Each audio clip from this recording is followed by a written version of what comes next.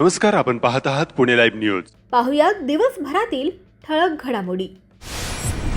भरधाव pickup jeep चालकाने दुचाकीला पाठीमागून वेगात धडक दिल्यानं 74 वर्षीय ज्येष्ठ भाजी विक्रेत्याचा मृत्यू झाला आहे. सदरचा अपघात पुणे नाशिक महामार्गावर वाकी तालुका खेड या ठिकाणी टाटा वेअर हाऊसजवळ घडला आहे. ज्ञानेश्वर हरिभाऊ खरपासे वय वर्षे 74, राहणार पेंडाले वस्ती शिरोली तालुका खेड असे या अपघातात मृत्यू झालेल्या ज्येष्ठ नागरिकाचे नाव आहे. ज्ञानेश्वर खरपासे हे चाकण मार्केट येथे भाजी विकून घरी जात असताना गुरुवारी दिनांक 9 जुलै रोजी 9:30च्या सुमारास पुणे नाशिक महामार्गावर वाकी येथे भरधाव जीप चालकाने पाठीमागून येऊन दुचाकीला धडक दिल्याने सदरचा अपघात झाला. अपघातानंतर पिकअप चालकाने कुठल्याही प्रकारची मदत न करता गाडी जागेवर सोडून पळून गेला. या प्रकरणी पिकअप मोटर क्रमांक MH12 UM 6187 या वाहनावरील अज्ञात चालकावर चाकण उत्तर पोलीस ठाण्यात गुन्हा दाखल करण्यात आला आहे. ज्ञानेश्वर खरपासे यांचे चाकण मार्केटमध्ये अनेकांशी जिव्हाळ्याचे संबंध होते. आळंदी येथे पालखी मार्गावर लावण्यात आलेले बॅरिकेड्स उडवून भरधाव मोटर घेऊन जाणाऱ्या महिलेवर आळंदी पोलीस ठाण्यात सार्वजनिक मालमत्ता नुकसान प्रतिबंधक कायद्यान्वये गुन्हा दाखल करण्यात आला आहे.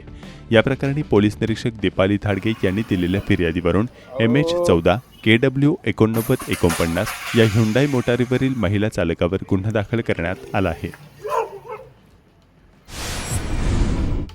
चाकण गावाच्या हद्दीत शनी मंदिराच्या पाठीमागे उघड्यावर सुरू असलेल्या कल्याण मटका नावाच्या जुगार अड्ड्यावर पोलिसांनी छापा टाकला. या कारवाईत जुगार खेळणाऱ्या आणि खेळवणाऱ्या तिघांना रंगेहात पकडण्यात आले असून त्यांच्याकडून नगदी रोकड आणि जुगाराचे साहित्य जप्त करण्यात आले आहे. चंद्रकांत माणिकराव नायटे वय वर्षे 45, नितीन लक्ष्मण अल्हाट वय वर्षे 46 आणि अनिल ज्ञानेश्वर शेलार वय वर्षे 57 सर्वजण राहणार चाकण यांच्या विरुद्ध गुन्हा दाखल केला आहे. त्यांच्याकडून रोकड आणि जुगाराचे साहित्य हस्तगत करण्यात आले आहे. खेड तालुक्यात झालेल्या अतिवृष्टीच्या पावसाने सोमवारी दिनांक 6 जुलै रोजी भामा नदीला आलेल्या महापुरात कंपनीमधून सकाळी घरी जाणारा अमोल विलास डांगले वय वर्षे 28 यांचा मृतदेह 5व्या दिवशी मिळून आला. कडूस येथील डांगले शिवारातील आई वडिलांना एकुलता एक अविवाहित असणारा अमोल डांगले रविवारी चाकण औद्योगिक परिसरातील कंपनीतून रात्रपाळी करून सकाळी शेलू येथे ओढ्याला आलेल्या पुलावरून जाण्याचा प्रयत्न करत असताना पुराच्या पाण्यामध्ये वाहून गेला. मोटरसायकल अडकून पडली. मात्र अमोल डांगले यांचा गेली 5 दिवसांपासून शोध सुरू होता. अखेर 2 दिवसांपासून पावसाने पूर्णतः उघडीप दिल्यानं नदीपात्रातील पाणी कमी झाल्याने NDRFच्या पथकाने सकाळपासून घटनास्थळापासून शोध मोहीम हाती घेतल्यानंतर घटनास्थळ परिसरात भामा नदीपात्रात मृतदेह दुपारी 3च्या सुमारास मिळून आला. खेड तालुक्यात 3 ते 8 जुलै दरम्यान झालेल्या अतिवृष्टीमुळे मोठ्या प्रमाणावर जीवित आणि वित्तहानी झाली असून आतापर्यंत 5 जणांचा मृत्यू, 36 जनावरे दगावली आहेत. 450 हेक्टर शेतजमीन व पिकांचे नुकसान झाले आहे. खेड तालुक्यातील चाकण, आळंदी, कुडे, पाईट आणि वाडा मंडळ या भागात अतिवृष्टीची तीव्रता सर्वाधिक होती. अनेक ठिकाणी एका दिवसात 100 ते 110 मिलीमीटर पावसाची नोंद झाली. या मुसळधार पावसामुळे मोठे नुकसान झाले असून मृत व्यक्तींचे अधिकृत मृत्यू अहवाल प्राप्त होताच आपत्ती व्यवस्थापन निधीतून प्रत्येकी 4 लाख रुपयांची तातडीची आर्थिक मदत संबंधित वारसांना देण्यात येणार आहे. अतिवृष्टीत 26 मोठी जनावरे, 12 शेळ्या आणि 40 कोंबड्यांचा मृत्यू झाला असून त्यांचे पंचनामे पूर्ण झाले आहेत. संबंधित शेतकरी व पशुपालकांना शासनाच्या निकषानुसार लवकरच आर्थिक मदत वितरित करण्यात येणार असल्याचं प्रशासनाकडून सांगण्यात आलं आहे. तळेगाव आणि उरुळी दरम्यान 3ऱ्या आणि 4थ्या रेल्वे लाईनसाठी भूमी अधिग्रहण म्हणजेच भूसंपादन करण्याची प्रक्रिया सुरू करण्यात आली आहे. याबाबतची अधिसूचना काढण्यात आली असून खेड तालुक्यातील भूसंपादनाची जबाबदारी खेडचे उपविभागीय अधिकारी तथा प्रांत अधिकारी अनिल दौंडे यांच्यावर सोपवण्यात आली आहे. तळेगाव ते उरुळी कांचन दरम्यान 3ऱ्या व 4थ्या रेल्वे लाईनसाठी खेड तालुक्यातील सोळू, मरकळ, चिंबळी, आळंदी, निघोजे, धानोरे, कुरुळी, सांगुर्डी, मेदनकरवाडी, केळगाव, मोई, कान्हेवाडी तर्फे चाकण व गोलेगाव या गावांतून ही रेल्वे लाईन जाणार असल्याची बाब स्पष्ट झाली आहे. त्यामुळे मागील काळात या भागातून रेल्वे जाणार नाही असे चित्र उभ्या करणाऱ्या शासन व प्रशासनाच्या विरोधात या भागातील जनतेत मोठा संतोष आहे. या रेल्वे लाईनला या संपूर्ण परिसरातील गावांचा प्रचंड विरोध आहे. कारण या भागात अनेक नागरिकांची घरे, व्यापारी गाळे, व्यापारी संकुले, काही कारखाने आहेत. त्यावरून नांगर फिरवण्याच्या शासनाचा हा डाव असल्याचा या भागातील नागरिकांचा आरोप आहे. खेड तालुक्याला हवे असलेले पुणे नाशिक रेल्वेसारखे प्रकल्प पळवून लावणाऱ्या आणि नको असलेले असे प्रकल्प मानगुटीवर बसवणाऱ्या केंद्र व राज्य शासनाच्या विरोधात खेड तालुक्यात प्रचंड असंतोष निर्माण होतो आहे. या भागातील नागरिकांचा यास प्रचंड विरोध असल्यानं भूसंपादन करणे अशक्य आहे. स्थानिक नागरिकांनी याबाबत पुणे लाईव्हकडे काही ऑडिओ पाठवून काय सांगितले जाणून घेऊयात. रेल्वे मंत्रालयाच्या ताज्या अधिकृत राजपत्र गजेट नोटिफिकेशन आणि अधिकृत माहितीनुसार तळेगाव उरुळी कांचन रेल्वे मार्ग रद्द झालेला नाही. त्यामुळे कोणत्याही अफवा किंवा दिशाभूल करणाऱ्या माहितीवर विश्वास ठेवू नका. आता निराश होण्याची वेळ नाही. पुन्हा एकदा एकजुटीने उभे राहण्याची वेळ आहे. आपली ताकद म्हणजे आपली एकता, आपला आवाज म्हणजे आपले सर्वात मोठे शस्त्र, आपला संघर्ष म्हणजे आपल्या पुढच्या पिढ्यांचे भविष्य. लढा अजून संपलेला नाही. खरी लढाई आता सुरू होते. तण शेतकऱ्यांच्या हक्कासाठी, मातीतल्या न्यायासाठी आणि आपल्या गावांच्या अस्तित्वासाठी आपण शेवटपर्यंत लढू. जो आज शांत बसलो तर उद्या इतिहास आपल्याला माफ करणार नाही. उठा, संघटित व सज्ज व्हा. आपल्या हक्कासाठी, आपल्या जमिनीसाठी आणि आपल्या भविष्यासाठी खंबीरपणे उभे राहा. आठवडाभरात अन्न व औषध प्रशासन आणि पुणे ग्रामीण पोलीस पथकाने दुधात भेसळ करणाऱ्या आंबेगाव तालुक्यातील अवसरी आणि मंचर येथील 2 मुख्य सूत्रधारांसह राज्यातील विविध जिल्ह्यातील 13 जणांच्या मुसक्या आवळल्या, तर आणखी या दूध भेसळीतील 13 जण फरार आहेत. या रॅकेटमधील गुन्हा दाखल झालेल्या कडूस येथील दूध संकलन करणाऱ्या गुरुदत्त डेअरी फार्मचा संचालक मनोहर ढमाले याला ताब्यात घेतल्याने पाईट कडूस चास परिसरात चांगलीच खळबळ उडाली आहे. कडूस पाईट रस्त्यावर शेंडेवाडी कारामळी दरम्यान असलेल्या पुलाच्या परिसरात बेवारस टाकून देण्यात आलेल्या 10-12 दूध पावडरच्या पिशव्या आढळून आल्याने या भागात भेसळयुक्त दूध तयार होते का याबाबत शंका उपस्थित होऊ लागल्या आहेत. या सापडलेल्या दूध पावडर पिशव्यांची पाहणी केली. या दूध पावडर पिशव्यावर हरियाणा राज्यातील कंपनीचा पत्ता असल्याचं समोर आलंय. यावरून कडूस परिसरात दुग्धजन्य पदार्थ दूध संकलन केंद्रातून या दूध पावडरचा निश्चितपणे वापर होण्याच्या शंकेला पुष्टी मिळत असल्याची चर्चा आहे. मोबाईल नेटवर्कच्या सततच्या बिघाडामुळे नागरिक त्रस्त. खेड तालुक्याच्या पश्चिम भागात गेल्या 2-3 महिन्यांपासून जिओ मोबाईल नेटवर्क आणि जिओ एअर फायबर सेवा वारंवार बंद पडत आहेत. अनेक वेळा संपूर्ण टॉवर बंद असल्यामुळे इंटरनेट आणि कॉलिंग सेवा पूर्णपणे खंडित होते. स्थानिकांनी अनेक वेळा जिओ ग्राहक सेवा आणि तांत्रिक टीमकडे तक्रारी नोंदवल्या आहेत. मात्र प्रत्येक वेळी फक्त तात्पुरते उत्तर दिले जाते. कायमस्वरूपी उपाय अजूनही करण्यात आलेला नाही. घरून काम करणारे कर्मचारी, विद्यार्थी, ऑनलाईन व्यवसाय करणारे आणि सर्वसामान्य नागरिक यांना मोठा आर्थिक आणि मानसिक त्रास सहन करावा लागत आहे. निसर्गाच्या कोपापुढे माणूस हतबल ठरलाय. अवदर गावात मोठे नुकसान झाले असून संकटाच्या या अत्यंत कठीण काळात अवदर गावाला पुन्हा पूर्वपदावर आणण्यासाठी नामांकित सेवाभावी संस्था, NGOs आणि दानशूर व्यक्तींच्या मदतीची तातडीने गरज असल्याचे स्थानिकांनी कळवले आहे.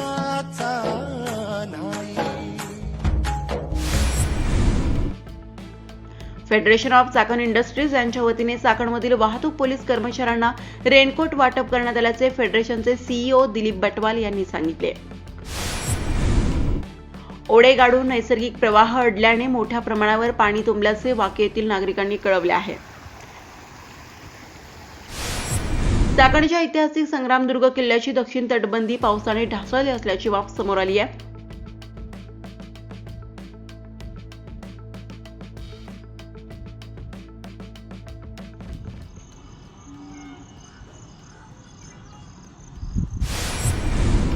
मोशी दुर्घटनेत जबाबदार ठेकेदार तसेच संबंधित अधिकाऱ्यांवर सदोष मनुष्यवधाचा गुन्हा दाखल करण्यात यावा अशी मागणी खासदार डॉक्टर अमोल कोल्हे यांनी केली आहे.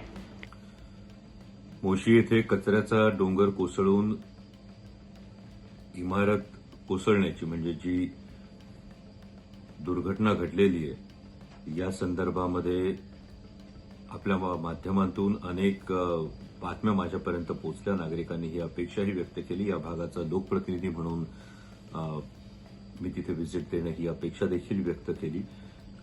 परंतु मणक्याचं दुखणं बळावल्यामुळे काही दिवस प्रवासावर मर्यादा आहेत.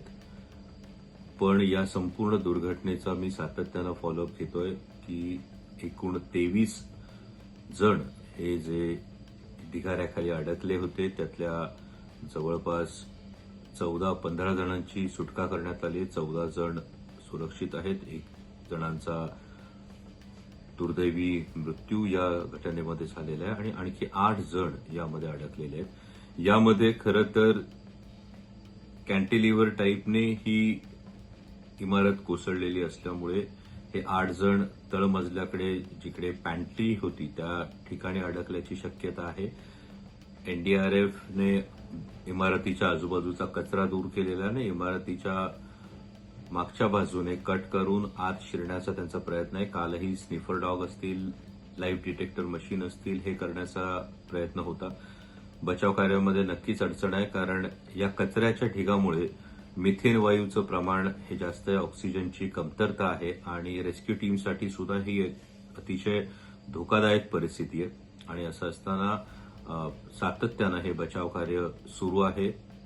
हे 8 जण जे अडकलेले आहेत त्यांच्या सुरक्षिततेसाठी सुद्धा मी प्रार्थना करतो. पण या निमित्तानं अनेक प्रश्न जे उभे राहतात, हे प्रश्न महत्वाचे हेच आहेत की जो कचऱ्याचा डोंगर होता, ज्याला परमिसिबल लिमिट आपण म्हणतो ती 25 मीटरची आहे, असं असताना हा 30-35 मीटरपेक्षाही जास्त उंचीचा कचऱ्याचा डोंगर होता का, या संदर्भातला धोका माननीय आयुक्तांनी सांगितलं की फार मोठ्या प्रमाणावर पाऊस झाला. मग अशा मोठ्या प्रमाणावर पाऊस झाला तर धोका निर्माण होऊ शकतो याची कल्पना ही प्रशासनाला होती का?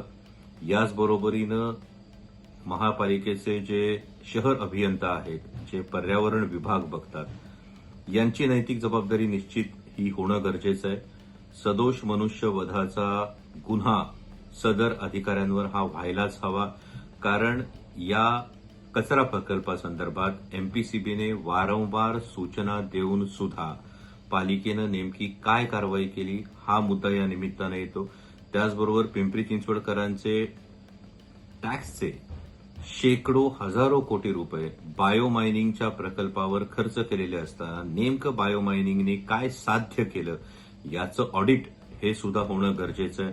कारण ही दुर्घटना घडल्यानंतर हे अनेक प्रश्न ऐरणीवर आलेले आहेत, पण मोशी परिसरातल्या नागरिकांना सातत्यानं हा त्रास सहन करावा लागतोय. मोशी परिसरामधल्या हवेमध्ये वाढत असणारं मिथेन या विषारी वायूचं प्रमाण आणि त्यामुळे त्यांच्या आरोग्याशी होणारा खेळ हा सुद्धा मुद्दा यामुळे ऐरणीवर आलेला आहे. संबंधित कंत्राटदारावर देखील ज्या दुर्दैवी मृत्यू झालेला आहे त्या संदर्भात सदोष मनुष्यवधाचा गुन्हा हा दाखल झाला पाहिजे आणि रेस्क्यू ऑपरेशन ही आत्ता प्रायोरिटी आहे. रेस्क्यू ऑपरेशन हे निर्विघ्न हे पाडलं जावं, पण त्याचबरोबरीनं या संपूर्ण दुर्घटनेची सखोल चौकशी करण्यात यावी आणि त्यात जे कोणी जबाबदार अधिकारी असतील, या प्रकल्पाच्या संदर्भामधले जे कंत्राटदार असतील, यांची जबाबदारी निश्चित करण्यात यावी ही माझी मागणी आहे. त्याच पद्धतीनं या 8 जण जे अजूनही ढिगाऱ्याखाली अडकलेले आहेत त्यांच्या सुखरूपतेसाठी मी प्रार्थना करतो. धन्यवाद. मागील आठवडाभर खेड तालुक्यात पावसाचा जोर कायम होता, मात्र 2 दिवसांपासून पावसाने उसंत घेतली आहे. त्यामुळे विविध ठिकाणची पूरस्थिती नियंत्रणात आली आहे. पावसाने थोडी माघार घेतली असली तरी तालुक्याच्या पश्चिम भागात हलका पाऊस सुरू आहे. खेड तालुक्यात गेल्या आठवडाभरापासून झालेल्या मुसळधार पावसाचा फटका आता नव्याने उभारण्यात आलेल्या पाबे भोमाळे काँक्रीट रस्त्यालाही बसलाय. पाबे गावाजवळ सुमारे 100 मीटर परिसरात मोठी दरड कोसळल्याने दगड, माती आणि मलबा रस्त्यावर साचून हा मार्ग पूर्णपणे वाहतुकीसाठी बंद झालाय. परिणामी पाबे आणि भोमाळे या दोन्ही गावांमधील संपर्क तुटला असून ग्रामस्थांची मोठी गैरसोय होत आहे. उपमुख्यमंत्री तथा पालकमंत्री सुनेत्रा पवार यांची भेट. खेड तालुक्यात झालेल्या मुसळधार पावसामुळे शेती, घरे, सार्वजनिक मालमत्ता व मूलभूत सुविधांचे मोठ्या प्रमाणावर नुकसान झाल्याच्या पार्श्वभूमीवर उपमुख्यमंत्री तथा पुणे जिल्ह्याच्या पालकमंत्री श्रीमती सुनेत्रा पवार यांची भेट घेऊन निवेदन सादर केले. त्यांनी लगेचच सर्व संबंधित अधिकाऱ्यांना मदतीचे तातडीने आदेश दिले आहेत. खेड तालुक्यातील अतिवृष्टीमुळे बाधित झालेल्या सर्व गावांमध्ये महसूल, कृषी, सार्वजनिक बांधकाम, महावितरण व संबंधित विभागाच्या अधिकाऱ्यांकडून संयुक्त पाहणी करून नुकसानग्रस्तांचे पंचनामे युद्धपातळीवर पूर्ण करण्याची मागणी आमदार काळे यांच्याकडून करण्यात आली. तसेच शेतकरी व नागरिकांना शासनाकडून आर्थिक मदत व नुकसान भरपाई तातडीने मंजूर करून वितरित करण्यात यावी अशी मागणीही करण्यात आली.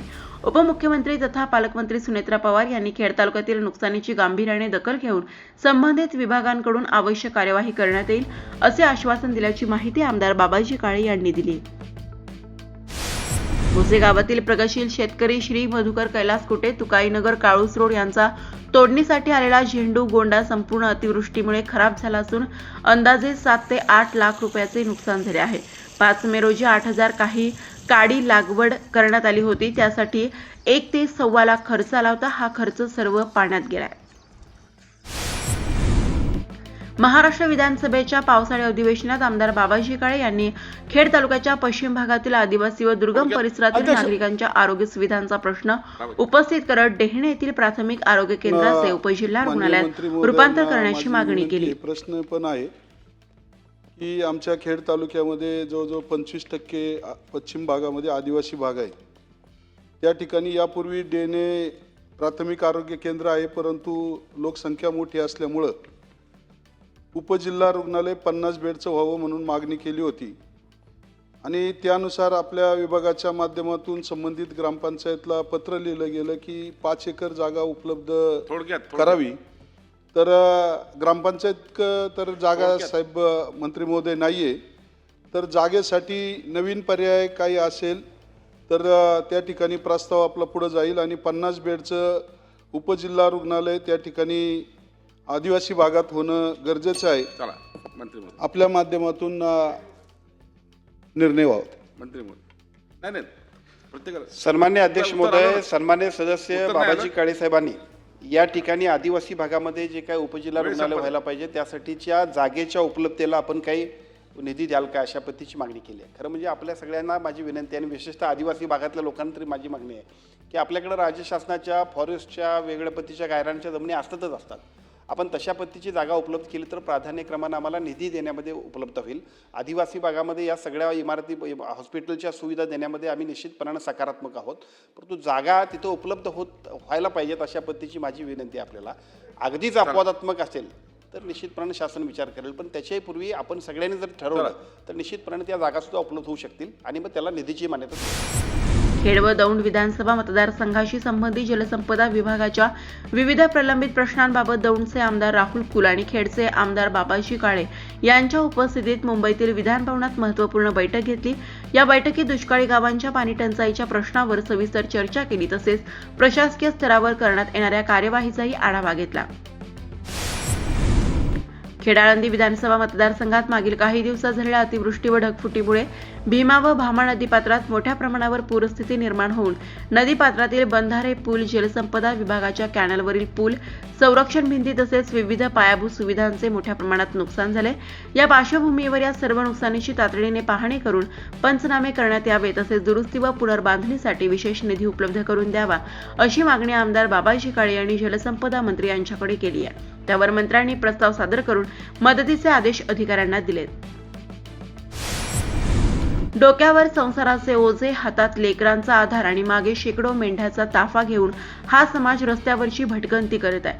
पावसाचा तडाखा, उन्हाच्या झळा, भूक, तहान आणि असुरक्षिततेचा सामना करत अनेक कुटुंबे दिवस कंठत आहेत. महिलांना, वृद्धांना आणि लहान मुलांना या स्थलांतराचा सर्वाधिक फटका बसत आहे. चारा आणि पाण्याच्या शोधात मेंढपाळांना रोज अनेक किलोमीटर पायी भटकावे लागत आहे. स्थलांतरामुळे मुलांचे शिक्षण खंडित होत असून महिलांवर अतिरिक्त जबाबदाऱ्या पडत आहेत. जनावरांचे संगोपन, निवारा आणि उदरनिर्वाह यांचा प्रश्न गंभीर बनलाय. शासनाच्या विविध योजनांपासून कायम दूर राहिलेल्या या शोषित समाजाला आजही ठोस मदतीची प्रतीक्षा आहे. निसर्गाची वक्रदृष्टी आणि चारा पाण्याची समस्या दिवसेंदिवस गंभीर होत असल्याने मेंढपाळांच्या भविष्याबाबत चिंता व्यक्त केली जात आहे. चाकणजवळील कौटकरवाडी येथे आलेल्या धनगर मेंढपाळ बांधवांनी काय सांगितले जाणून घेऊयात. राजू दोळा कोकरे, गाव कसं तुमचं? डोळपुरे. बरं. आता तुम्ही इथं कौटकरवाडीला आलेले, आता इथून परत कसा प्रवास तुमचा पुढचा? आता एक मुक्काम करीत जायचं. कुठं कुठं मुक्काम? आता लिंबगाव असे गाव आडगाव असं जायचं. काय काय अडचण येत होतं पावसात याच्यावर? अहो लय अडचणी, आम्हाला काय बोलायचीच नाही. बीज होती, पुन्हा उतराय नीट स्वयंपाक होत नाही, उपाशी राहावं लागते काही वेळेस. लय जर पाऊस वाढला तर. आता 2 दिवसात खूप मोठा पाऊस आला. अहो 10-12 दिवस झाले. 10-12 दिवसात आमची लय बेकार. इथंच आहे का तुम्ही? अहो हे काय तुम्ही मेली, 4-5 बकरं मेली आमची. लय झाला. तुम्ही शासनाला कोणाला कळवलं का नाही? शासनाला काय तिकडे ओढ्याला टाकली तिकडे, काय कळवलं काय असं झालं. काय करायला पाहिजे शासनाला तुमच्यासाठी? काय वाटतं? आता हे काय आम्हाला तंबू बिंबू मिळालं पाहिजे, बाकीचं काय दुसरं तर काय होऊ शकते ना. बकराला चारण्याकरता बहुत थोडं फाराटीचं रान असलं तरी बा ते थोडंफार मिळालं तर तिथं 4-2 दिवस आमच्या टाकायचे, बाकीचं काय दवा आणि तंबू मिळाला पाहिजे बा असं. विक्री कशी करता? आता हे 10-5 न्यायची बाजारात विकायची, ते 2 रुपये मिळून ते आपली बायका पोरासाठी आणायचं बाजारात नाही का, ह्या हिशोबात करायचं. कुठले बाजार करता तुम्ही? चाकण. फक्त चाकणचं हां करता? चाकण. त्या बाजारात काय असुविधा आहेत तुम्हाला? काय तिथं काय त्रास काय बाजारामध्ये नाही? नाही तरच नाही काय आम्हाला, तरच काही नाही. आपल्या मनावर बकरी विकायची किंवा जबरदस्ती नाही बा एवढं नाही तेवढं नाही असं काही नाही. आपल्या मनाने बाबा वाटतं बाबा 10,000 बाबा मला 9 पाहिजे का मला 10 पाहिजे का मला 11 पाहिजे, अशा हिशोबात आम्ही त्यांना तसं तरच नाही. तरी पण एका नगाची तरी काय किंमत होती? कमीत कमी जास्त? 6,000 7,000 5,000 असं होतं. चाकण नागरी सहकारी पतसंस्थेच्या माध्यमातून सालाबादप्रमाणे यंदाच्या वर्षी देखील क्रांतिज्योती सावित्रीबाई फुले कन्या दत्तक पालक योजनेमार्फत विद्यार्थ्यांना शालेय साहित्याचे वाटप करण्यात आले. त्याचप्रमाणे 10वी-12वीच्या परीक्षेत विशेष प्रावीण्य मिळवलेल्या विद्यार्थ्यांचा पुरस्कार देऊन गौरव करण्यात आला. खेड पंचायत समितीच्या सभापती विद्या मोहिते, चाकणच्या नगराध्यक्ष मनीषा गोरे यांच्यासह सर्व महिला नगरसेविका व पदाधिकारी यांच्या प्रमुख उपस्थितीत हा कार्यक्रम पार पडला. यावेळी महाराष्ट्र प्रदूषण नियंत्रण मंडळाचे सदस्य नितीन गोरे यांच्यासह चाकण नागरी सहकारी पतसंस्थेचे अध्यक्ष, उपाध्यक्ष व सर्व सदस्य संचालक, चाकणकर नागरिक आणि विद्यार्थी मोठ्या संख्येने उपस्थित होते. आज या ठिकाणी चाकण नगर परिषदेने चाकण नगर नागरी पतसंस्थेच्या वतीनं क्रांतिज्योती सावित्रीबाई फुले कन्या दत्तक योजनेच्या अंतर्गत या कार्यक्रमाचं आयोजन करण्यात आलं. या कार्यक्रमाच्या निमित्तानं मंचावर उपस्थित चाकण नगर परिषदेच्या अध्यक्षा आणि आमच्या मार्गदर्शिका मनीषाताई गोरे असतील, त्याचप्रमाणे खेड पंचायत समितीच्या माजी उपसभापती ज्योतिताई आडगडे असतील, नितीन भाऊ गोरे असतील, संस्थेचे सर्व सभासद, त्याचप्रमाणे मंचावर उपस्थित सर्व आदरणीय सन्माननीय नगरसेविका, सर्व मैत्रिणी, या ठिकाणी उपस्थित सर्व शिक्षक आणि विद्यार्थी. 1984 साली या सहकारी पतसंस्थेची स्थापना झाली आणि ह्या छोट्याशा रोपाची लागवड आदरणीय गुलाबशेठ गोरे यांनी केली. त्याला वाढवण्याचं जोपासण्याचं काम सुद्धा चालू केली. नावामध्ये सावित्रीबाई फुले आहे. त्यांनी आयुष्यभर मुलींच्या शिक्षणासाठी, त्यांच्या हक्कासाठी लढा दिला आणि या सर्व स्त्रियांना, मुलींना समाजामध्ये पुढे आणण्याचं काम केलं. त्यांना शिक्षणामध्ये प्रभावात आणण्याचं काम तर सावित्रीबाईंनी केलं आणि त्याचंच उत्तम उदाहरण म्हणजे आज आम्ही या ठिकाणी सर्वजण उभे आहोत. मी सभापती म्हणून काम करते, मनीषाताई देखील नगराध्यक्ष म्हणून काम करतात, ज्योतिताईंनी काम केलं आणि या ठिकाणी असणाऱ्या माझ्या सर्वच महिला ज्यांच्यामुळे आहेत त्या म्हणजे सावित्रीबाई फुले. तळागाळातील मुलींना शिक्षण मिळावं, त्यांना समानता मिळावी, आर्थिक दुर्बलता कमी व्हावी, त्यासाठी त्यांनी नेहमी समाजामध्ये लढा दिला. आज संस्थेच्या वतीनं देखील जवळपास आपल्या तालुक्यातील 11 शाळांमधील 314 मुलींना या ठिकाणी शालेय साहित्य उपलब्ध करून दिलेलं आहे. नक्कीच अत्यंत कौतुकाची गोष्ट आहे. असं काम मी म्हणजे प्रथमच संस्थेच्या वतीनं पाहिलेलं आहे आणि आत्ताच ताईंनी सांगितलं की बाबा आमच्या नागरी संस्थेच्या या 4 शाखा आहेत, तर उत्तरोत्तर 4च्या 8 हो आणि असंच पुढील काळामध्ये देखील तुमच्या हातून चांगलं कार्य घडावं, जास्तीत जास्त मुलींना तुम्ही सहकार्य करावं. कारण आर्थिक दुर्बल असणाऱ्या किंवा हुशार आहेत परंतु काही अडचणीमुळे शिक्षण घेता येत नाही अशा मुलींना यामध्ये सहभागी केलेला आहे. तर नक्कीच संस्थेचं मी मनापासून आभार मानते आणि कौतुक देखील करते. तुमच्या पुढील वाटचालीसाठी तुम्हाला सदिच्छा आणि शुभेच्छा व्यक्त करते. चाकण नागरी सहकारी पतसंस्थेचे संस्थापक स्वर्गीय गुलाबशेठ गोरे, आमचा आधारस्तंभ, आमचे मार्गदर्शक, तसेच स्वर्गीय आमदार सुरेश भाऊ गोरे या दोघांच्या पवित्र स्मृतीस अभिवादन करते. पतसंस्थेमार्फत क्रांतिज्योती सावित्रीबाई फुले कन्या दत्तक पालक योजनेनिमित्त आपण इथं सर्वजण जमलेलो आहोत. उपस्थितांमध्ये संत तुकाराम कारखान्याच्या संचालिका आपणा सर्वांचं मनापासून स्वागत करते. सावित्रीबाई फुले यांनी मुलींच्या शिक्षणासाठी स्वतःचं आयुष्य वाहून दिलं आणि त्यांच्या या विचाराला पुढे घेऊन जाणारी ही योजना जी आपल्या पतसंस्थेमार्फत राबवली जात आहे त्याबद्दल पतसंस्थेचं मनापासून अभिनंदन करते. गेली 35 वर्षे ही योजना चाकण शहरामध्ये राबवली जात आहे आणि याच दरम्यान पतसंस्थेची 4 शाखांमध्ये भरभराट झालेली आहे. पतसंस्थेचं हे काम नक्कीच लक्षणीय आहे. या योजनेसारख्याच इतरही सामाजिक योजना पतसंस्थेमार्फत राबवल्या जातात आणि अशा प्रकारे चाकण नागरी पतसंस्थेने आपली सामाजिक बांधिलकी गेल्या कित्येक वर्षापासून जपलेली आहे. त्याबद्दल मी मनापासून पतसंस्थेच्या सर्व सभासदांचं ठेवीदारांचं मनापासून हार्दिक आभार मानते, अभिनंदन करते. ज्या विद्यार्थिनींना या योजनेसाठी ज्यांची निवड झालेली आहे किंवा ज्यांना या योजनेचा लाभ मिळणार आहे तर थोडक्यात ही योजना काय आहे ते सांगते की 18 वर्षापर्यंतच्या मुलींना ही योजना लागू होते. त्यामध्ये त्यांना शालेय साहित्य म्हणा किंवा ज्यांचं उत्पन्न 1 लाखापेक्षा कमी आहे वार्षिक उत्पन्न अशा पालकांच्या पाल्यांसाठी ही योजना महाराष्ट्र शासनाच्या महिला बालकल्याण विभागामार्फत राबवली जाते. अशा या योजनेचा आपण एक भाग आहोत. आपल्या मार्फतही आपण हे आपल्या चाकण शहरातील जवळच्या शाळांमधील मुलींचा निवड करून त्यांना या योजनेचा आपण लाभ देत आहोत. शालेय साहित्याच्या माध्यमातून आपण हा लाभ त्यांना देत आहोत. तर सर्व उपस्थित विद्यार्थिनींना देखील मी सांगू इच्छिते की हे जे शालेय साहित्य तुम्हाला दिलेलं आहे किंवा दिलं जाणार आहे त्याचा तुम्ही चांगला उपयोग करावा, स्वतःच्या शिक्षणासाठी त्याचा वापर करावा आणि यातून एक प्रेरणा घ्यावी की हे आपल्याला दिलंय म्हणजे आपण चांगला अभ्यास करायला पाहिजे. सावित्रीबाईंनी आपल्यासाठी जो त्रास घेतलाय की मुलींनी शिकावं, घराबाहेर पडावं, मोठं व्हावं, तर तो जो हेतू आहे तो साध्य करण्याची जबाबदारी या छोट्या मुलींवर आहे ज्या उद्याच्या स्वप्नातील भारत असणार आहे त्याच्या नागरिक आहेत.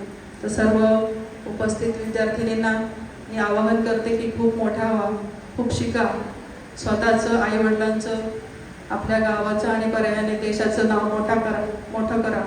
अशा तुमच्या उज्ज्वल भविष्यासाठी तुम्हाला मनापासून हार्दिक शुभेच्छा देते. या निमित्ताने उपस्थित असणाऱ्या पालकांना देखील सांगू इच्छिते की आपण आपल्या मुलींना प्रोत्साहन द्यायला पाहिजे, त्यांना घडण्यासाठी मदत करायला पाहिजे आणि हे करत असताना आमच्या पतसंस्थेने हा जो सावित्रीबाई कन्या दत्तक योजना आहे त्यामार्फत थोडासा खारीचा वाटा उचललेला आहे. आम्ही तुमच्या संकटामध्ये तुमच्या बरोबरच आहोत असं पतसंस्थेच्या वतीने आपणा सर्वांना मी शब्द देते आणि पुन्हा एकदा सर्व उपस्थितांचं मनापासून आभार मानते. उपस्थित सर्व आदरणीय माननीय व्यासपीठ, सर्व ग्रामस्थ व चाकण नगरी सहकारी पतसंस्थेचे सर्व पदाधिकारी व सर्व विद्यार्थी, आज चाकणमणी या गीतेच्या 3ऱ्या अध्यायामध्ये भगवंतानी कर्मयोगाला एवढं मोठं प्राधान्य अर्जुनाच्या मार्फत जगाला दिलं.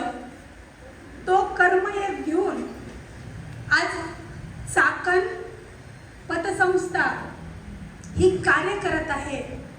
खरं तर कौतुक करावं तेवढं कमी आहे.